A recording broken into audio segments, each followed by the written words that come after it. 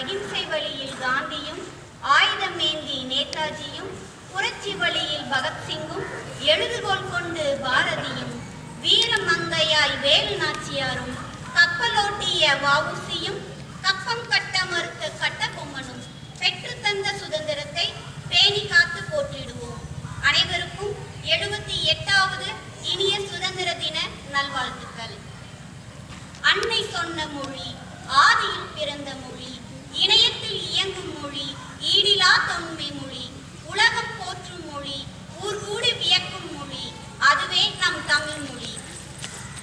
காலம் பிறக்கும் முன் பிறந்தது தமிழே, எந்த காலமும் நிலையாய் இருப்பதும் தமிழே. தமிழ் தாய் வாழ்த்து. அனைவரும் எழுந்து நிற்கவும்.